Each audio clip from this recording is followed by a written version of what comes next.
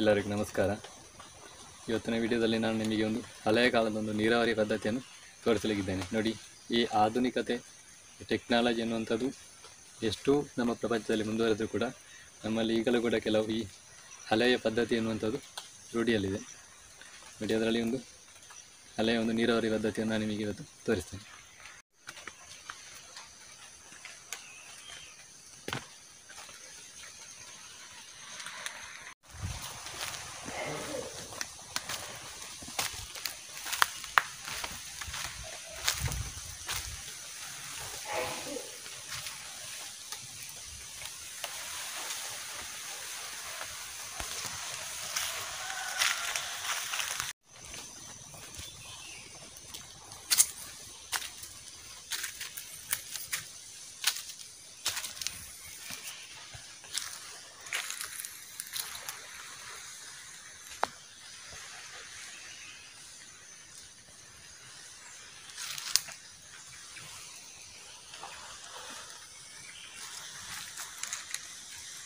ನೋಡಿ, ಇದೇ ಕೆರೆ. ನೋಡಿ, ಈ ಕೆರೆ ನೀರನ್ನು ನಾವು ಕಾಲುವೆ ಮೂಲಕ ತೋಟಕ್ಕೆ ಹಾಯಿಸುವಂಥದ್ದು.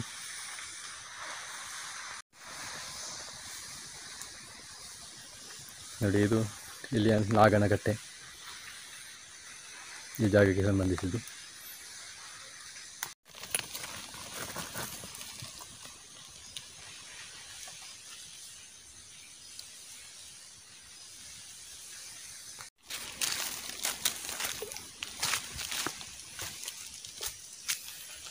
ನೋಡಿ, ಇದೊಂದು ಹಳೆಯ ಕಾಲದ ಕೆರೆ.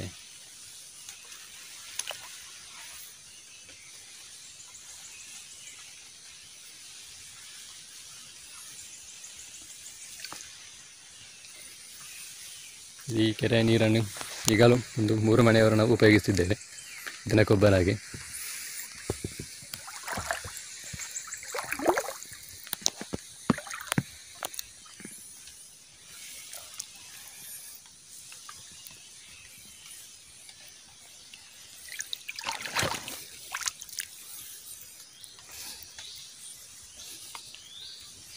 ನೋಡಿ, ಕೆಸರು ಹಾಕಿ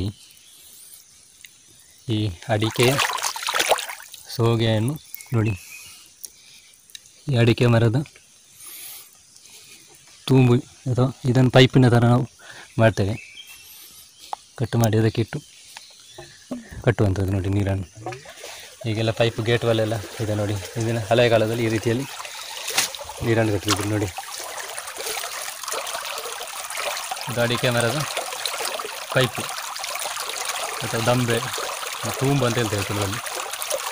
ಅದರ ಮೂಲಕ ನೋಡಿ ನೀರು ಈ ರೀತಿಯಲ್ಲಿ ಕಣಿಯ ಮೂಲಕ ಅದು ಹೋಗುವಂಥದ್ದು. ನಾನು ಆ ಕಡೆಯನ್ನು ತೋರಿಸ್ತೇನೆ.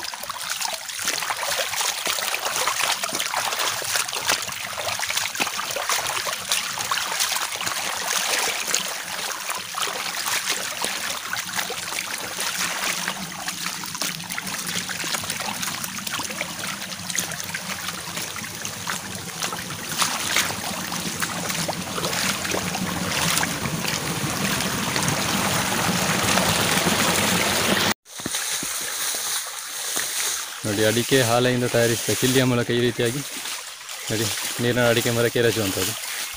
ನೋಡಿ, ಈ ರೀತಿಯಾಗಿ ಕಲ್ಲಿಯ ಮೂಲಕ ತೋಟದಲ್ಲಿ ನೀರು ಹಾಯಿಸುವಂಥದ್ದು.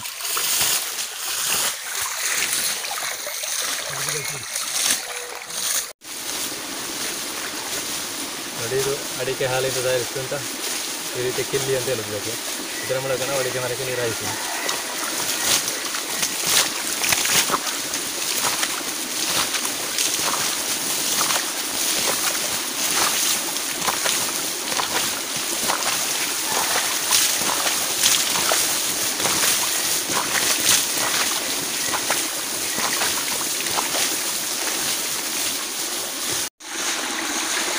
ನೋಡಿ ಈ ರೀತಿಯಾಗಿ ಎಲ್ಲ ಮನೆಯ ಸದಸ್ಯರು ಸೇರಿ ನಾವು ನೀರನ್ನು ತೋಟಕ್ಕೆ ನೋಡಿ ಅಡಿಕೆ ಮರದ ಬುಡಕ್ಕೆ ಎರಚುವಂಥದ್ದು. ಈ ರೀತಿ ಕಣಿವೆಯಲ್ಲಿ ಹರಿದು ಬಂದ ನೀರನ್ನು ನೋಡಿ ಅಡಿಕೆ ಹಾಲೆಯಿಂದ ತಯಾರಿಸಿದ ಕಿಲ್ಲಿಯ ಮೂಲಕ ಅಡಿಕೆ ಮರದ ಬುಡಕ್ಕೆ ಎರಚುವಂಥದ್ದು. ಇದೊಂದು ಹಳೆಯ ಕಾಲದ ನೀರಾವರಿ ಪದ್ಧತಿಯ ವಿಧಾನ.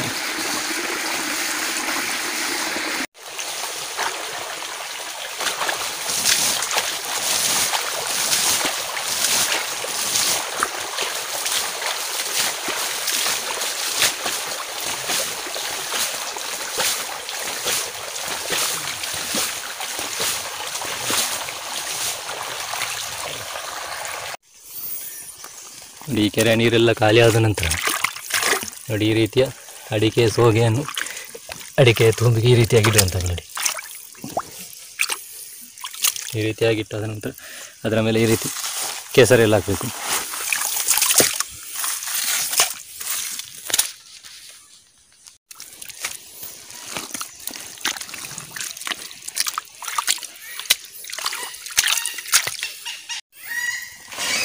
ನೋಡಿ ನಂತರ ಅದರ ಮೇಲೆ ಈ ರೀತಿ ಕಲ್ಲಿಡುವಂಥ